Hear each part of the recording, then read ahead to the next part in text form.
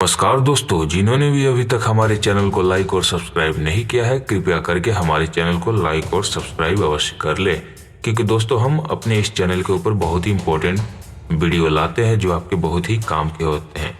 तो दोस्तों आज हम बात करते हैं राज्यपाल रमेश बैस ने झारखंड विधानसभा से पारित झारखंड उत्पाद संशोधन विधेयक 2022 लौटाते हुए राज्य सरकार को उसके प्राविधानों में संशोधन को लेकर पुनर्विचार करने को कहा है।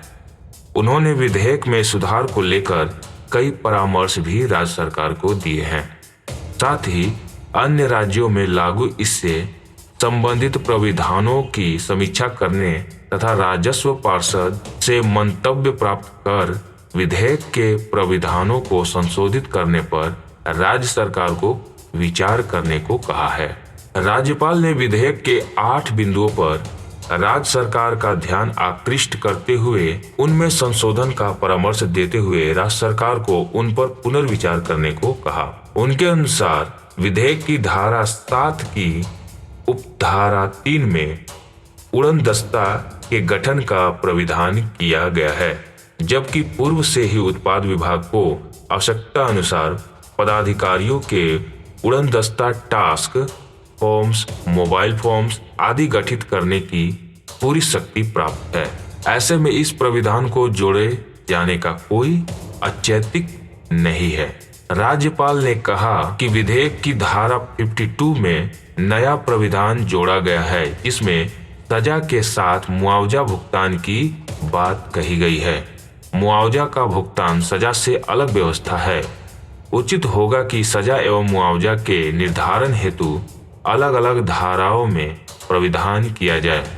उन्होंने कहा कि विधेयक की धारा 55A में किए गए सजा के प्रावधान धारा 43 के प्राविधानों के अनुरूप रखा जाना चाहिए। नई धाराएं 55D एवं 55E के प्राविधानों को दंड प्रक्रिया संहिता की धारा 106 के आलोक में समीक्षा किया जाना अपेक्षित है। राज्यपाल ने कहा कि विधानसभा से पारित विधेयक में राज्य सरकार के नियंत्रणाधीन निगम द्वारा संचालित अनुज्ञप्तियों के मामलों में बेवरेज कॉरपोरेशन द्वारा अधिकृत एजेंसी एवं कर्मचारियों को असंवैधानिक कृत्यों के लिए उत्तरदायी माना गया है।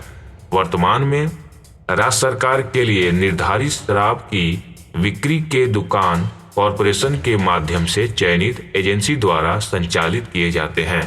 प्रस्तावित प्राविधान की किसी भी प्रकार की अनियमितता पाए जाने पर शराब दुकानों में कार्यरत एजेंसी के कर्मचारी जवाबदेह माने जाएंगे, जबकि इसकी पूरी जवाबदेही संबंधित एजेंसी की होनी चाहिए। साथ ही निगम के स्तर से नियमित रूप से इसकी मॉनिटरिंग की जानी चाहिए। नए प्राविधान से निगम के पदाधिकारी एवं एजेंसी के उच्च पदाधिकारी अपने आपराधिक और असंवैधानिक कृत्यों से बच जाएंगे।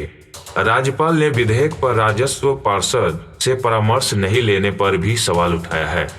उनके अनुसार उत्पाद नीति एवं अधिनियम के प्राविधानों के संबंध में राजस्व पार्षद के स्तर से समीक्षा की जाती है, क्योंकि राजस्व पार्षद को उत्पाद अधिनियम के अंतर्गत शक्तियां प्राप्त है। प्रस्तावित संशोधन विधेयक के मामलों में लगता है कि इस पर राजस्व पार्षद का कोई परामर्श नहीं लिया गया है। राज्यपाल ने यह भी कहा कि राज्य में नई उत्पाद नीति लागू किए जाने के संबंध में विभाग द्वारा उत्पाद राजस्व में बढ़ोतरी के दावे किए गए थे, लेकिन प्रथम 6 माह में उत्पाद राजस्व में लगातार कमी आ रही है। उत्पाद अधिनियम में विभागीय तथा निगम के पदाधिकारियों की सीधी जवाबदेही कम से कम होनी, अनुसरण और कमजोर होगा तथा अवैधानिक कृत्यों को बढ़ावा मिलने के साथ राजस्व में भी और कमी आएगी। इन प्राविधानों पर भी कहा कि सरकार को पुनर्विचार करना चाहिए। वर्तमान में बेवरेज कॉरपोरेशन ही लाइसेंस देने का कार्य कर रहा है। धारा 57 में अनुज्ञप्तिधारी अथवा उनके सेवक के कृत्यों के लिए दंड का प्राविधान किया गया है। इन प्राविधानों में निगम के पदाधिकारियों को अलग करते हुए मात्र अधिकृत एजेंसी के स्थानीय कर्मचारियों के लिए असंवैधानिक कृत्यों के लिए उत्तरदायी माना गया है। इस प्रकार के वैधानिक संरक्षण से कॉरपोरेशन की जवाबदेही कम हो जाती है।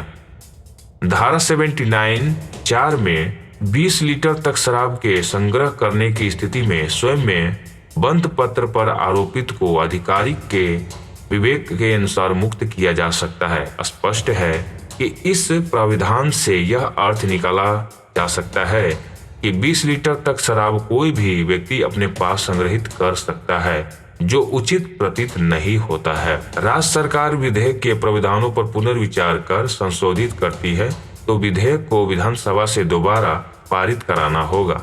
राज्यपाल द्वारा इससे पूर्व भी कई विधेयकों को संशोधन के लिए लौटाया गया है, जिन्हें राज्य सरकार को विधानसभा से दोबारा पारित कराना पड़ा था। दोस्तों, इस तरह की इंपॉर्टेंट वीडियो के लिए हमारे चैनल को लाइक और सब्सक्राइब करना न भूलें। धन्यवाद।